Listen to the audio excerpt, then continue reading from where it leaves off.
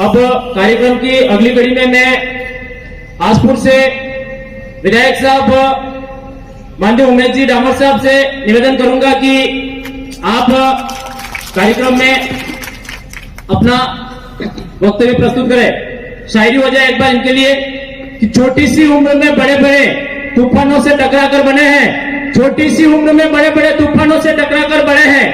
कमल कांग्रेस के दल लो तुम भोकोगे और हम टूट जाएंगे, मजाक समझ रखा है क्या? हम जवान हैं बाप के, जवान हैं बाप।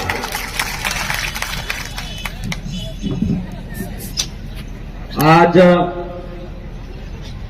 उदयपुर लोकसभा की महा नामांकन रैली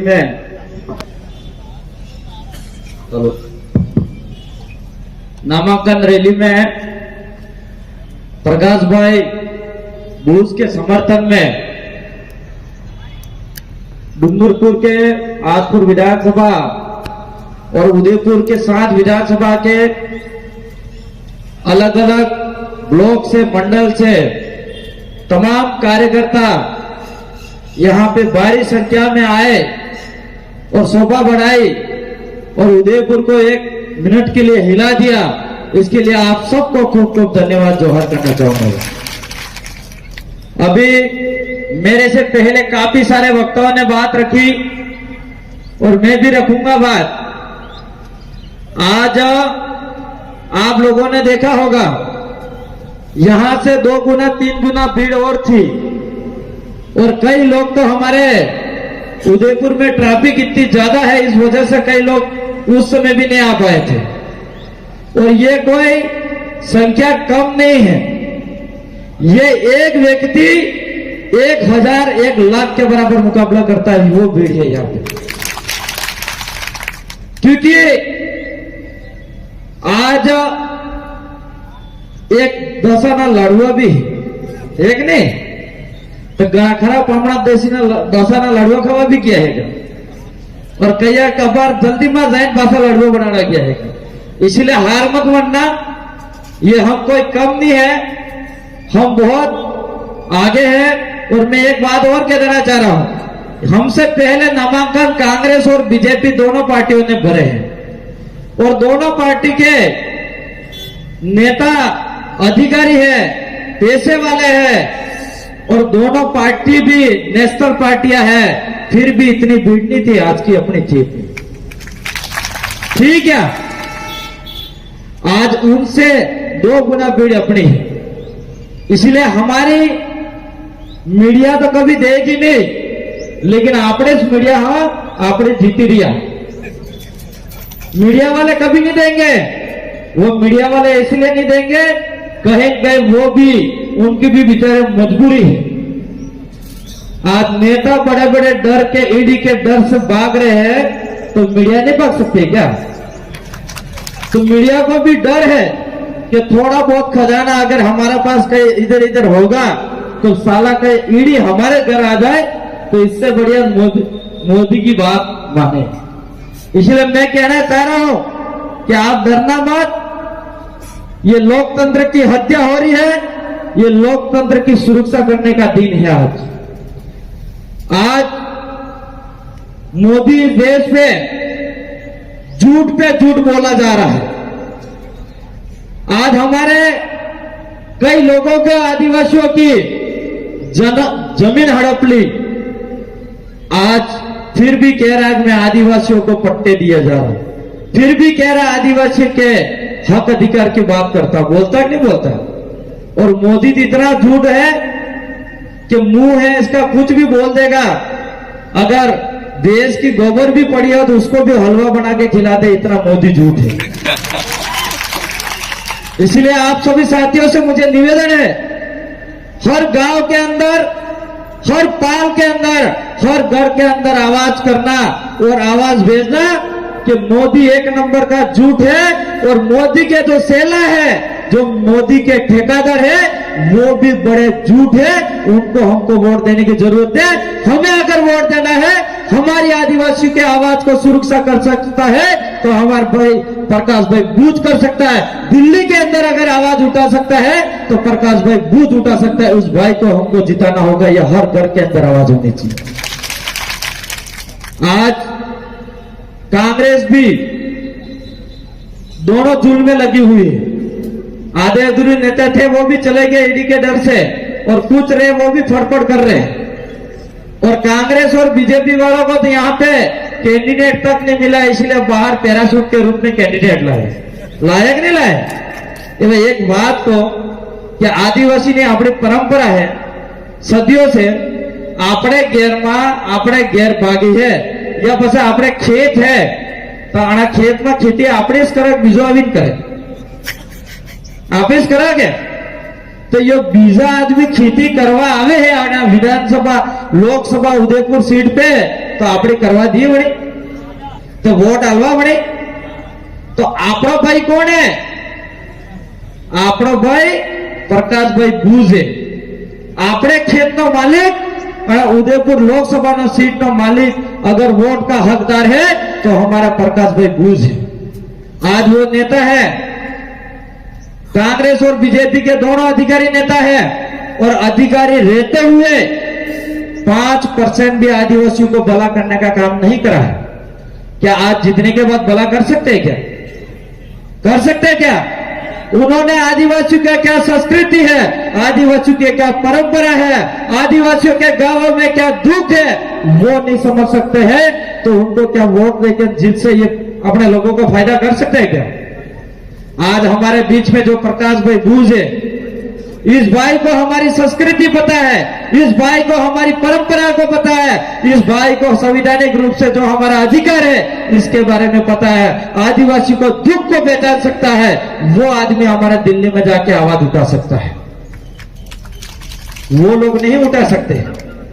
आज यहां पे उदयपुर के भाई भी मेरे को कई सारे फोन कर रहे थे, जनरल कास्ट वाले भी फोन कर रहे थे कि एमएलए साहब कल आपका नामांकन है, हम लोग भी बहुत परेशान हैं यहाँ पे, नाम मात्र खाली बीजेपी बोल रहे हैं लेकिन इस बार बीजेपी को वोट नहीं देंगे। मैंने कहा क्यों? तो उन्होंने कहा कि हमारे जो दुकान के आगे जिस दुकान का ठेला लगा रखा था उस पे भी हमारा 100, 500, 1000 रुपए कमा रहे, तो वो भी बीजेपी ने छीन लिया, तो क्या उनको हम वोट देंगे क्या? इसलिए फिक्र मत करो। आज एससी समाज हमारे साथ जुड़ा है, ओबीसी समाज जुड़ा है हमारे साथ, और जनरल समाज से भी जो प्रताड़ित है भाई, वो लोग भी भारत आदिवासी पार्टी के अंदर समर्थन कर रहे हैं और वोट भी देंगे और हमारे उदयपुर से सीट भी जीतेगी। लेकिन हम लोगों को हिम्मत नहीं हारनी होगी, हम लोगों को मेहनत करनी होगी, तब जाके हम जीत हासिल करेंगे। आज 3.5-4 लाख वोट तो अपने है ही से, मात्र 2-3 लाख और वोट चाहिए और हमारी जीत हासिल हो जाएगी। होगी कि नहीं होगी? आज प्रकाश भाई बूस को जितने जानते हैं इस 8 विधानसभा में, इतने क्या कांग्रेस बीजेपी का कैंडिडेट है उसको जानते हैं क्या? जानता कोई क्या? एक भी भाई अगर हाथ खड़ा करके बता दो कि कांग्रेस बीजेपी का जो प्रत्याशी है उसको जानते हो तो बता दो आप। तो आप नहीं जानते हैं तो क्या 8 विधानसभा के लोग जानते होंगे क्या? जबकि रात दिन सोशल मीडिया पे आप टमटमा पे बात करते हो, वो अगर नहीं जानते हो तो क्या वो गांव में बैठे हुए, घर में बैठे हुए जो सोशल मीडिया से कोई लेन देन नहीं है, क्या वो जानते होंगे क्या? लेकिन ये बॉस एक झूठ पे झूठ बोल के, मैंने एक ही बात करी थी, भैंस की गोबर को भी हलवा बना के खिलाना का काम कर रही है, इस तरह से सोशल मीडिया भी चला लेती है। तो आप लोग सतर्क हो जाना, मेहनत करनी है, ये लोकतंत्र का जीत करनी है और हम हमारे संविधान की सुरक्षा करनी है। हमारे इस एरिया के अंदर जो जल जंगल जमीन हमारे सुरक्षित नहीं है, उनको सुरक्षित के लिए हमारी दिल्ली आवाज जाएगी। हमारे एरिया के अंदर जो डैम बने हुए बड़े बड़े, आज तक हमारे आदिवासियों को घर तक पीने के लिए पानी नहीं मिल रहा है, आज तक हमारे खेतों तक पानी नहीं पहुंच रहा है सिंचाई के लिए, इसके लिए हमारी दिल्ली आवाज जाएगी। आज हमारे एरिया के अंदर कई सारे स्कूलें हैं, उस स्कूलों के अंदर स्टाफ नहीं मिलता है, स्टाफ मिलता है तो हमारी छतें सही तरह से नहीं मिलती है और वहां पे हमारे बच्चों की अच्छी शिक्षा नहीं मिलती है। उसके लिए हमारे सुरक्षा के लिए हमारी बात करेंगे प्रकाश भाई। हमारे एरिया के अंदर जो हॉस्पिटल है, वो हॉस्पिटलों के अंदर अच्छी सुविधा नहीं है, सुविधा के लिए हमारे आवाज उठाएंगे। आज हम लोग, मेरे साथी थावरचंद जी और मैं और एक हमारा भाई बड़ा था जो सीनियर राजकुमार जी रोड साहब, वो शायद हमारे साथ नहीं रहेंगे क्योंकि वो तो डमके के चोट पे दिल्ली पहुंच ही गए ऐसा लग रहा है। आपको भी रात को सपना आया होगा और कल बांसवाड़ा के अंदर तो पूरा जाम हो गया था, रात को शायद मालीवाल जी को नींद भी नहीं आई होगी। तो इसीलिए हमारे भाई हम 2 हैं और 2 की जगह 5 होने वाले हैं विधानसभा के अंदर। विधानसभा के अंदर तो हम संभाल लेंगे, लेकिन हमारी आवाज दिल्ली भी भेजनी पड़ेगी। भेजनी पड़ेगी कि भेजनी पड़ेगी? सदन 3 प्रकार की है, विधानसभा, लोकसभा और राज्यसभा। तो लोकसभा में अपना व्यक्ति भेजने पड़ेगा कि भेजना पड़ेगा? हमारी आवाज वहां उठानी पड़ेगी कि पड़ेगी? इसीलिए हमारे राजकुमार जी के साथ हमारा प्रकाश भाई बूझ को भी भेजने की जरूरत है। और प्रकाश भाई कल एक बात कह रहे थे कि दिल्ली बहुत दूर है, और मुझे नहीं लग रहा दिल्ली इतनी दूर है। और ये कह रहे थे कि एक गाड़ी है, एक गाड़ी में दिल्ली दूर है, इसलिए 2 ड्राइवर की जरूरत है। तो मेरे को भी उनके साथ कर देना है। मैं कह रहा हूं आप 2 नहीं 3 ड्राइवर साथ करके दिल्ली भेजेंगे, चित्तौड़ वाला भी आपके साथ आएगा, क्योंकि इतने आदिवासी कमजोर नहीं है। आज ये जितने भी लोग देख रहे हो अपने सेम खर्चे से आए हैं, अपने सेम खर्चे से आए हैं। ये भाड़े की किराए की भीड़ नहीं है, जनता नहीं है ये। इसलिए परिवर्तन जरूर होगा और उदयपुर में जरूर परिवर्तन होगा और डंके के चोट पे होगा, लेकिन आप लोगों को कमाल कर देनी है। आज भी कई सारे गांवों में लोग हैं, वो भी मेहनत करने के लिए तैयार है। आप सबका मुझे और एक और होगा जो मैं बात भूल रहा हूं। मैं अभी कई सारे कांग्रेस और बीजेपी वाले प्रचार करने भी लिए आएंगे कि नहीं आएंगे? और कुकड़े बोकड़े पैसे लेके भी आएंगे कि नहीं आएंगे? तो उनका क्या करना पड़ेगा आपको? उनका कोई तोड़ है कि नहीं है? हमारे आसपुर विधानसभा में और दरियाबाद में और 84 में तोड़ निकाला था, बहुत बांटा था वहां रुपया, कुकड़े दारू बांटा था कि नहीं बांटा था? लेकिन सब ले लिया और सबकी वाड़ियां उठा दी।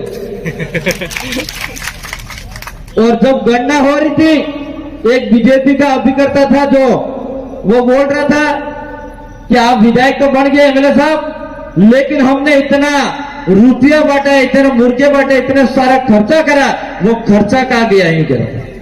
मैंने कहा वो आप ही सोच सकते हो, हम नहीं सोच सकते। तो वो काम आपको करना पड़ेगा कि नहीं करना पड़ेगा? अब कैसे करना वो आप लोगों को निर्भर करेगा। इसलिए हमारे भारत आदिवासी पार्टी के पास इतना पैसा नहीं है, लेकिन हमारे पास वोट जरूर है। और वोट एक वोट गिन के हमारे बूथ पे डलवाने पड़ेंगे। एक पंचायत के अंदर 7 फले है, एक फला है, एक फले के अंदर 400 वोट है, 300 वोट है, 300 से 400 वोट आपको डलवाने की हिम्मत रखनी पड़ेगी, तब जाके भारत आदिवासी पार्टी जीतेगी। और वो हिम्मत आपको रखनी पड़ेगी। हम लोग पहले नहीं थे जो कांग्रेस बीजेपी वाले कहते थे ये सोरो वाली पार्टी है, बुजुर्ग कहते थे सोरो वाली पार्टी है, लड़के कह रहे थे बुजुर्ग वाली है। लेकिन वो दिन नहीं है। आज की तारीख में ढोल की ताली एक हाथ से नहीं बजती है, ये आदिवासी ने समझ लिया। इसलिए बुजुर्ग और युवा साथ में लेके लड़ रहा है, इसलिए हमारी जीत जरूर होगी, ये मैं आपसे वादा कर रहा हूं। आप सबने मेरी बात को सुना, मैं ज्यादा बातें कुछ नहीं रखना चाहूंगा, क्योंकि हमारे बीच में 2-2 मिनट जो प्रत्याशी रहे हुए वो भी भाई रखेंगे, उनके भी हंसते मुस्कुराते हुए चेहरे देखना। ये नई क्रांति है और नए लोग हैं और हम नया ही काम करेंगे आपके सामने, ये आप सबसे वादा कर रहा हूं। आप सबने मेरी बात को सुना, इसके लिए खूब खूब धन्यवाद। सबको जोहार, जय आदिवासी। और मैं एक बात और कहना चाह रहा हूं, भूल रहा हूं, यहाँ के स्थानीय भाई बता रहे थे, अभी ये सामने में नगर निगम देख रहा हूं और उसके सामने एक तिरंगा जो झंडा लहरा रहा है उसको मैं सलाम करता हूं, लेकिन इसके पास में जो भगवा लगा रखा है वो किसके हिसाब से लगा हुआ है? क्या ये असंवैधानिक नहीं है? तो मैं प्रशासन से कह देना चाह रहा हूं कि कमिश्नर महोदय तक आवाज पहुंचा देना ये झंडा हटा दिया, उसमें कृपा रहेगी, वरना फिर बिल प्रदेश का झंडा लगेगा। ये मैं आपको कहना चाह रहा हूं, ज्यादा और नहीं कह रहा हूं। मेरी बात को सुना, इसके लिए खूब खूब धन्यवाद। सबको जोहर, जय आदिवासी, जय बिल प्रदेश।